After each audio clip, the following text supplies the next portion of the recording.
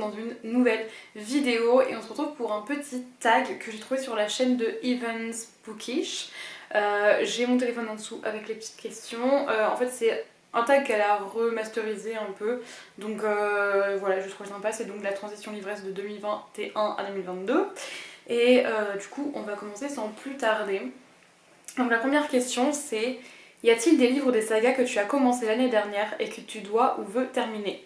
Alors pour les livres, je vous laisserai aller voir la vidéo qui sera sûrement sortie juste avant ou juste après, mais je pense qu'elle sera sortie juste avant celle-ci, où il y a des livres en fait que j'ai commencé et que j'ai pas terminé, et bon ben j'ai envie de tous les terminer parce que il serait temps.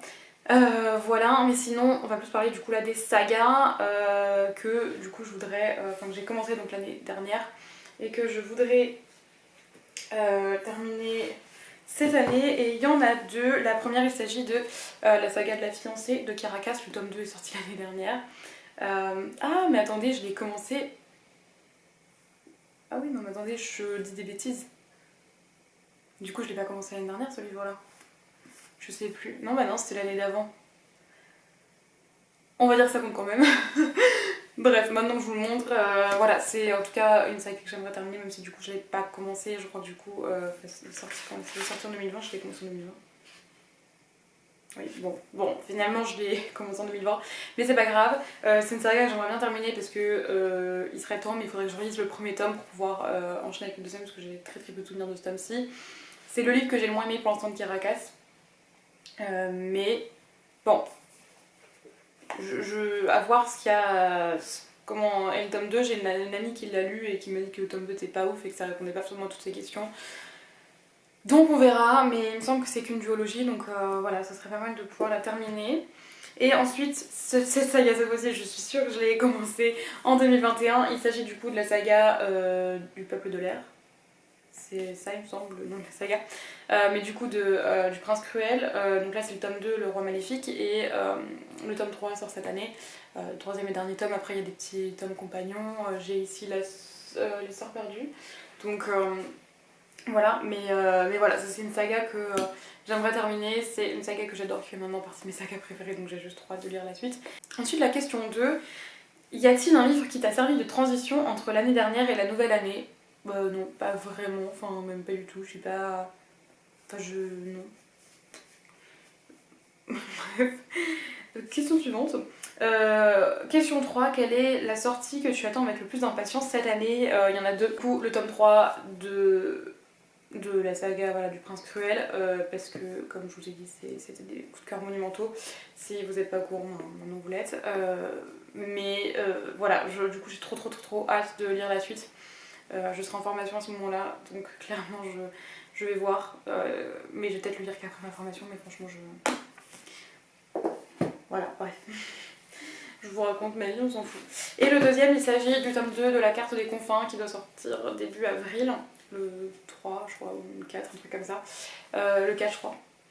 Bref, tout début avril, et j'avais tellement adoré ce premier tome. Je pense que je le relirai avant de lire la suite, mais ça va être un coup de cœur juste dingue, encore une fois, et vraiment, j'ai trop hâte de lire la suite. Je l'avais trop aimé, mais vraiment, ça m'a donné envie de lire plein d'autres livres sur l'univers des pirates et tout, donc franchement voilà, si jamais vous n'avez pas lu cette saga, enfin ce livre du coup, foncez. Question 4, quels sont les 3 livres que tu veux absolument lire cette année? Ils sont pas très diversifiés, mais les 3 livres, si vous avez regardé ma vidéo sur mes coups de cœur de l'année 2021, il n'y a rien d'étonnant.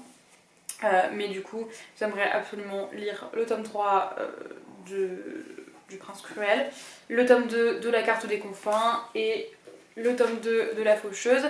J'attendais son sortie en format poche pour pouvoir le lire. Du coup, il est sorti en format poche et je ne l'ai toujours pas lu, et ça c'est archi dommage. Donc il serait temps clairement que je me le procure et que je continue, parce que j'ai tellement aimé ce premier tome, encore une fois un gros coup de cœur. Ensuite, la question 5, c'est: y a-t-il un livre qui selon toi pourrait devenir ton livre préféré? Honnêtement non. Je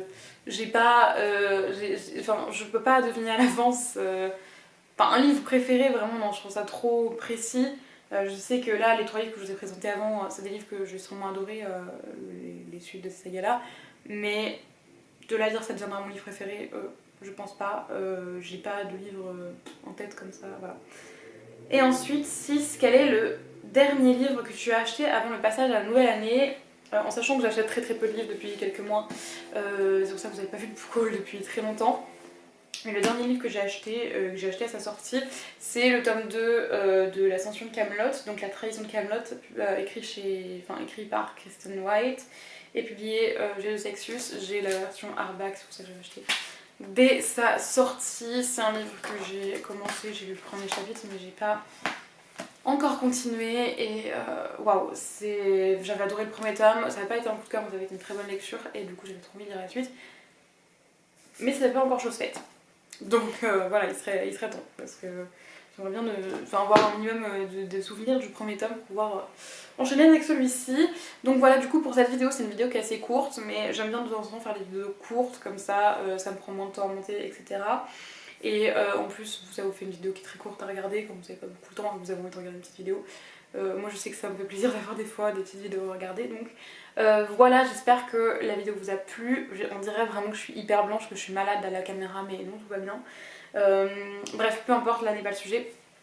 Je vous laisse du coup et on se retrouve dans une prochaine vidéo. Bye!